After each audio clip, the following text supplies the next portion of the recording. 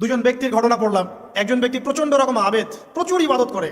আপনারা জানেন ইবলিসও কিন্তু আবেদ ছিল, ইবলিস কিন্তু প্রচুর ইবাদত করেছে। এখন ওই ব্যক্তির একজন বন্ধু ছিল, এটা বানু ইসরাইলের ঘটনা। তো সেই বন্ধু পাপী ছিল, বিভিন্ন কবিরা গুনাহ করতো। আর এই আবেদ ব্যক্তি বারবার তাকে নসিহত করতো, গুনাহ ছেড়ে দাও, তুমি পাপ করছো, গুনাহ ছেড়ে দাও। তখন সেই ব্যক্তি যে পাপ করছে সে বলতো যে আল্লাহ কি তোমাকে আমার রক্ষক বানিয়েছেন? আল্লাহ কি তোমাকে আমার উপর দারোগা বানিয়েছেন? আমাকে আল্লাহর হাতে ছেড়ে দাও, আমাকে নসিহত করতে শোনা। একদিন এই আবেদ ব্যক্তি তার বন্ধুকে একটা জঘন্য পাপ করতে দেখলো, এমন একটা পাপ যেটা দেখে তার মনে ধারণা আসলো এটা চরম জঘন্য একটা কাজ। তখন সে মুখ ফসকে বলে ফেললো যে আল্লাহ তোকে আর মাফ করবে না, আল্লাহ তোকে জান্নাত দিবে না। আল্লাহ রাব্বুল আলামিন মালাকুল মউতকে এই দুজনের কাছে পাঠালেন, দুজনের রূহকে কবজ করা হলো। এবার আল্লাহ পাক তার সামনে তাদেরকে উপস্থাপন করে বললেন যে তোমাকে আমার রহমত সম্পর্কে কে গ্যারান্টি দিয়েছে যে আমি কাউকে রহমত করব কি করব না? যাও, আমি তোমাকে জাহান্নামে পাঠালাম, ওই ব্যক্তি যে আমার রহমত প্রত্যাশা করেছে আমি তাকে জান্নাত দিয়ে দিলাম। দেখুন, এই হাদিসটা শুনলে মনে হয় বাহ্যিক হয়তো বা মুখের একটা কথার কারণেই সে জাহান্নামে চলে গেল। আসলে বিষয়টা এমন নয়। বিষয়টা আমি আপনাকে বোঝাচ্ছি। বিষয়টা হচ্ছে ইবলিসের মতো। ইবলিস কিন্তু শুধু মন থেকেই বলেনি যে খলাকতানি মিন নার ওয়া খলাকতাহু মিন তিন, আমি কেন তাকে সাজদা করবো আদমকে, আদম তো মাটির তৈরি আর আমি তো আগুনের তৈরি। এটা ইবলিসের শুধু মৌখিক স্টেটমেন্ট ছিল না, কারণ কি ছিল? আবা ওয়াস্তাকবারা, সে উদ্ধত হয়েছিল, অহংকার প্রদর্শন করেছিল। ভিতর থেকে ইন্টারনালি সে অহংকারী ছিল, সে আন্ডার এস্টিমেট করে কথাটা বলেছে, শুধু মৌখিকভাবে বলে নাই। কিন্তু ঠিক এই ব্যক্তির ঘটনা এমনই, সে মন থেকে অহংকারী হয়ে উঠেছিল, যদিও বা সে আবেদ ছিল। এখানে আমরা যারা প্র্যাকটিসিং মুসলিম হওয়ার চেষ্টা করছি আমাদের জন্য এখানে নিদর্শন আছে। অচত নামাজ পড়েই ভেবে বসবেন না যে অনেক কিছু করে ফেলছে, এক চিল্লা দিয়ে মনে করে ফেলবেন না যে দিনের জন্য অনেক কিছু করে ফেলছে। একটা হজ করেছেন, ওমরা করেছেন, সিয়াম রেখেছেন, দিনের জন্য দান সদকা করেছেন, একটা মাদ্রাসা মসজিদ করেছেন, ভেবে বসবেন না আপনি সব অনেক কিছু করে ফেলেছেন এবং অন্যরা সব কক্রোচ তেলা পোকা, ওরা জাহান্নামে যাবে এমনটা মনে করবেন। জানি না আমরা যে কার আমলের কতটুকু আল্লাহর কাছে কবুল হচ্ছে। তো এখানে এই ব্যক্তির সমস্যা ছিল এই, সে নিজের আমলটাকে অনেক ভারী মনে করছিল এবং সে স্টেটমেন্ট দিয়ে ফেললো যে তোকে আল্লাহ পাক মাফ করবে না। এই একটা কথা মন থেকে বলার কারণে তার ইহকাল পরকাল দুটা বরবাদ হয়ে গেল, সে জাহান্নামে চলে গেল। ঠিক আরেক ব্যক্তির ঘটনা আছে এমন, এগুলো সবগুলো রেফারেন্স আছে। এক ব্যক্তি প্রচুর ইবাদত করতো, আল্লাহ পাক তার ইবাদত করার জন্য পাহাড়ের চূড়ায় একটা সুন্দর ব্যবস্থাও করে দিয়েছিলেন, সেখানে ডালিম গাছ হতো, ঝর্ণা আসতো, খাবারের কোনো অভাব নাই। হাদিস এসেছে 500 বছর সে ইবাদত করেছে। কত বছর? কিয়ামতের মাঠে এই ব্যক্তির অবস্থা এমন হবে, তাকে জান্নাতে প্রবেশ করানোর জন্য নিয়ে যেতে বলা হবে, যাও আমার রহমতে জান্নাতে চলে যাও। আল্লাহ পাক তাকে এই কথাটা বলবেন, কিন্তু এই ব্যক্তি বলবে আমার আমলের কারণে, আল্লাহ পাক বলবেন আমার রহমতে জান্নাতে চলে যাও। ব্যক্তি বলবে আমার আমলের কারণে। আল্লাহ রাব্বুল আলামিন তখন তাকে দেওয়া সমস্ত নেয়ামতগুলোকে এক পাল্লায় করবেন আর তার সমস্ত আমলকে আরেক পাল্লায় করবেন। তারপর দেখা যাবে আল্লাহর সমস্ত নেয়ামত তার একটা চোখের সমান হয় নাই। কথা কি বুঝতে পারছেন? একটা চোখের যে নেয়ামত আল্লাহ পাকের, সমস্ত আমল ও 500 বছরের ইবাদত এতটুকু হয়নি। তারপর তাকে বলা হবে ওকে জাহান্নামে নিয়ে যাও। এবার জাহান্নামে যাওয়ার সময় সে বলবে আল্লাহ তোমার রহমতে আমাকে মাফ করে দাও। তখন আল্লাহ পাক তাকে আবার ডেকে নিয়ে আসবে, বলবেন যে তোমাকে যে আমি ইবাদত করার জায়গা করে দিয়েছিলাম, এটা কি তুমি নিজে করেছো না আমি করেছি? সে বলবে আপনি করেছেন। তোমাকে যে আমি সৃষ্টি করেছিলাম তখন কি তুমি কোনো আমল করেছিলে? বলবে না। তাহলে তোমাকে যে সৃষ্টি করেছি আমি, এটা কি তোমার আমলের কারণে? না। তোমাকে সারা দুনিয়াতে এত নিয়ামত দিয়েছি, এটা কি তোমার আমলের কারণে? সে বলবে না। তখন তাকে জান্নাতে প্রবেশ করানো হবে। কিয়ামতের মাঠে এমন অনেক ঘটনা ঘটবে যেটা আমাদের চিন্তার বাইরে।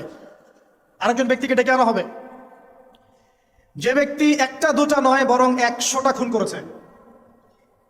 সে 99 জন মানুষকে হত্যা করার পর ফতোয়া খুঁজে বেড়াচ্ছিল যে আমার তওবা কবুল হবে কিনা। একজন আবেদের কাছে গিয়েছে। আবেদ আর আলেম কিন্তু এক জিনিস না।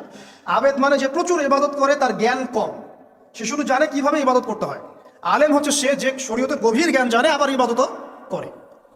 আবার যারা জ্ঞান আছে আমল নাই, সেও কিন্তু প্রকৃত আলেম না। প্রচুর জ্ঞান আছে কিন্তু জ্ঞান অনুযায়ী আমল করে না, সেও কিন্তু প্রকৃত আলেম নন। এবার আসেন, তো এই আবেদের কাছে গিয়ে সে বলছে আমার কি ক্ষমা হবে? আমি 99টা খুন করেছি। সে বলল তোমার আবার ক্ষমা? তোমার ক্ষমা নাই।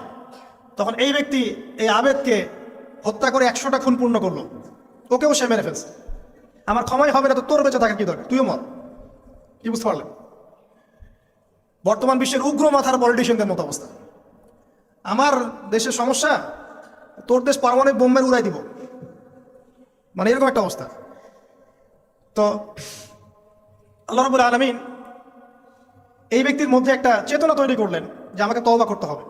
সে তখন সার্চ করতে লাগলো আরো কোনো আলেম আছে কিনা। এরপর অনেক দূরে একজন আলেমের সন্ধান পাওয়া গেল। সে সেখানে গেল, তাকে গিয়ে বললো আমার কি ক্ষমা হবে?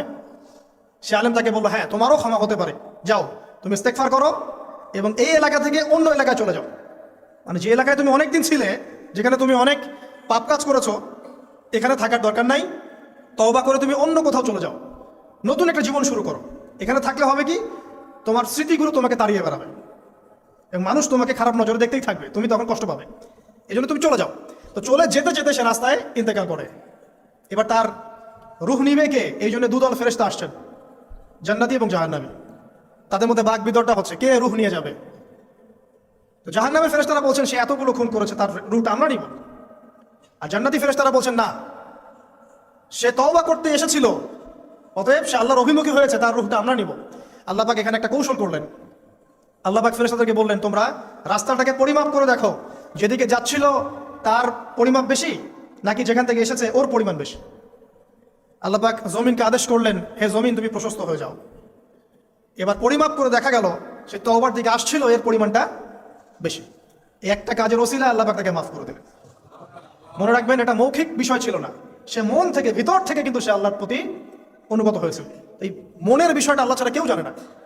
আপনি দেখতে পারেন সমাজে অনেকে দাড়ি টুপি পাগড়ি জুব্বা সব লাগিয়ে ঘুরছে, তো বিশ্বাস করেন তাদের মনটা এমনও হতে পারে যে জানোয়ারের চেয়েও কুৎসিত, এমনও হতে পারে। আবার আপনি দেখবেন সমাজে এমন অনেক মানুষ ঘুরছে যারা হয়তো অনেক পাপে লিপ্ত মনে হচ্ছে, কিন্তু মনের মধ্যে সততা আছে। আর যার মনের মধ্যে সততা আছে আল্লাহ পাক কোনো না কোনো দিন ইনশাআল্লাহ তাকে হেদায়েত দিবেন। এটা আমরা আমাদের অভিজ্ঞতা থেকেও দেখেছি। এমন অনেক মানুষকে আমরা দেখেছি যে ড্রাগ অ্যাডিক্টেড ছিল, মিউজিক করেছে, হারাম সম্পর্কের মধ্যে ছিল, নামাজ ঠিক মতো পড়ে নাই, কিন্তু যখনই আল্লাহর কথা আলোচনা হতো দেখতাম সে খুবই শান্তভাবে মন থেকে কথা শুনছে। এই কথা শুনতে শুনতে শুনতে একদিন মাশাআল্লাহ এখন দেখবেন যে চিল্লা দিয়ে বেড়াচ্ছে বিভিন্ন মসজিদে। আল্লাহ হেদায়েত দিয়েছে, সব ছেড়ে দিয়েছে। এরকম মানুষের অভাব নাই কিন্তু সমাজে। তো এখানে আল্লাহ পাকের রহমত বা দয়ার একটা উজ্জ্বল দৃষ্টান্ত দেখতে পারবেন। ঠিক এরকম আরো একটা ঘটনা আছে বানু ইসরাইলের। এক ব্যক্তি এত পাপ করেছে যে শেষে মৃত্যুর সময় সে সন্তান থেকে ডাকছে, ডেকে বলছে যে আমি যখন মারা যাব আমার লাশটাকে তোমরা কবর দিও না, যদি আল্লাহ পাক আমাকে ধরতে পারেন তাহলে খবর আছে আমার। কি করতে হবে? সে বলছে যে আমার দেহটাকে তোমরা পুড়িয়ে ফেলবে এবং পুড়িয়ে ফেলার পরে ছাইগুলোকে একত্রিত করবা, করে অর্ধেক ছাই সমুদ্রে ভাসিয়ে দিবা, অর্ধেক ছাই বাতাসে উড়িয়ে দিবা। সন্তানরা তাই করলো। মৃত্যুর পর আল্লাহ পাক এই সমুদ্র এবং জমিনকে বাতাসকে আদেশ করলেন যে তোমরা ছাই জড়ো করে দাও। আর মানুষ আর জিন আল্লাহর কথা না শুনলেও এই প্রকৃতি আল্লাহ পাকের কথা শোনে। বিজ্ঞান বলে প্রকৃতি থেকে সব হচ্ছে। কি প্রকৃতি? প্রকৃতি কি, কাকে বলে? মানুষকে আল্লাহর ইবাদতকে বাদ দিয়ে প্রকৃতি পূজায় নিয়ে গেছে। এই পুরো প্রকৃতি আর মহাবিশ্ব এক আল্লাহর ইবাদত করে। কে সৃষ্টি করলো প্রকৃতি? প্রাকৃতিক ভাবে হয়েছে সবকিছু বলে, আল্লাহ থেকে হয়েছে বলা যাবে না। বললে আপনি মৌলবাদী হয়ে যাবেন। আল্লাহ শব্দ ইউজ করলে আপনি মৌলবাদী হয়ে যাবেন। ধর্মতাত্ত্বিক শব্দগুলোকে আস্তে আস্তে উঠিয়ে দেওয়া হয়েছে। দেখবেন যুক্তি বিজ্ঞান দার্শনিক শব্দগুলোকে আনা হয়েছে। এটাও টেকনিক্যালি করা হয়েছে। কোন সেকুলার মিডিয়াতে আপনি দেখবেন না ইনশাআল্লাহ বলছে। ইনশাআল্লাহ প্রমাণ করবে যে আপনি আস্তিক না নাস্তিক। তো প্রকৃতিকে আল্লাহ পাক আদেশ করলেন এই সমুদ্র ছাই জড়ো করো, এই বাতাস ছাই জড়ো করো। তারা ছাই জড়ো করে দিল। এই ব্যক্তিকে বলা হচ্ছে তুমি জীবিত করে আল্লাহ পাক বলছেন তুমি যে এই কাজটা করেছিলে, লিমা ফাআলতা হাদা, তুমি এই কাজটা কেন করেছো? তখন এই ব্যক্তি উত্তর দিচ্ছে মিন খাশিয়াতিকা ইয়া রাব্বি ওয়া আনতা আ'লাম। হে আল্লাহ, আমি আমার বুঝে যা এসেছে আপনার ভয়েই আমি এই কাজটা করেছি, আর আপনি খুব ভালো করেই জানেন যে আমি আপনার ভয়ে করেছি নাকি অন্য কোনো কারণে করেছি। মানে আপনি আমার মনের কথা জানেন। আল্লাহ পাক তাকে মাফ করে দেবেন। আপনাদেরকে আমি সেই ব্যভিচারী মহিলার কথাও মনে করাই, যে ছিল একজন প্রস্টিটিউট মহিলা, পতিতা, যেটা আমরা বলি সমাজের ভাষায়। যদি এখন নতুন শব্দ এসেছে সেক্স ওয়ার্কার বা যৌনকর্মী, এবং এগুলোকে আমরা এখন প্রমোট করছি। আমরা এখন অশ্লীলতাকে প্রমোট করছি। এই কথা বলতে আমাদের বুক কাঁপা উচিত নয় যে আমরা এখন অশ্লীলতাকে প্রমোট করছি। আমরা এখন কাপড় খোলার সংস্কৃতি থেকে যাচ্ছি, যে কাপড় খুলে দিয়েছিল ইবলিস। ইবলিস আমাদের বাবা মার কাপড় জান্নাতে খুলে দিয়েছিল, এটা কি জানেন? ফল খাওয়ার পরে, এই ফল খেতে কে প্রলুব্ধ করেছে? ইবলিস। গাছের কাছে গিয়ে ফল ভক্ষণ করার পর সর্বপ্রথম আমাদের পিতামাতার গা থেকে কাপড় খুলে পড়ে গেছে। তা আমাদের পিতামাতাকে মহাবিশ্বে নগ্ন করে দিয়েছে ইবলিস, আর তার অনুসারীরা এই জমিনে আদম সন্তানদেরকে নগ্ন করছে এখন। অতএব এই যে একটা ট্রেন্ড এখন চলছে, দেখবেন হারাম রিলেশনশিপকে মিডিয়ার মধ্য দিয়ে প্রমোট করা হচ্ছে, মনে হয় একটা স্বাভাবিক বিষয়, কোনো বিষয় না এটা, যে কেউ জেনাই করতে পারে, জেনা পর্ন খুব নর্মাল। হালাল ভাবে যদি আপনি বিয়ে শাদী করতে যান তখন সমস্যা হচ্ছে, হালাল ভাবে যদি আপনি বিয়ে করতে যান তখন সমস্যা হচ্ছে।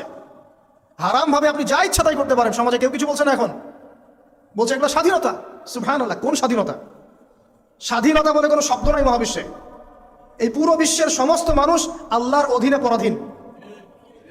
এই বিশ্বে যত মানুষ বসবাস করছে এখন, এরা কেউই স্বাধীন নয়, না কেউ স্বাধীন ছিল, না আছে, না থাকবে। সবাই আল্লাহ পাকের দাসত্বের অধীনে পরাধীন। স্বাধীন সেই এই পৃথিবীতে যে ব্যক্তি শয়তানের তাবেদারি করে, ও নফসের তাবেদারি করে, ও তো স্বাধীন, যা ইচ্ছা তাই করতে পারে।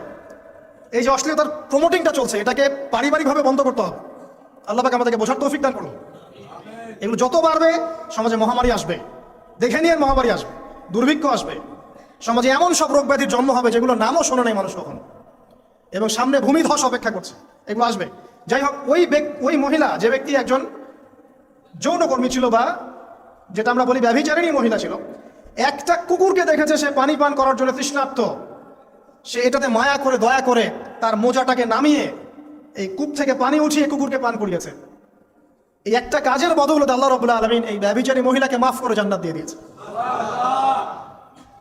হাদিস এটাও এসেছে, নবী সাল্লাল্লাহু আলাইহি ওয়াসাল্লাম বলেছেন, ইরহামু মান ফিল আরদ, তোমরা সবাই জমিনবাসীর প্রতি রহম করো। জমিনে মুসলিমই থাকতে হবে, তাদের প্রতি রহম করতে হবে এমন নয়, জমিনবাসী যারাই আছে সবার প্রতি রহম করো, জাতি ধর্ম বর্ণ নির্বিশেষে, এমনকি পশু পাখির প্রতিও দয়া করো।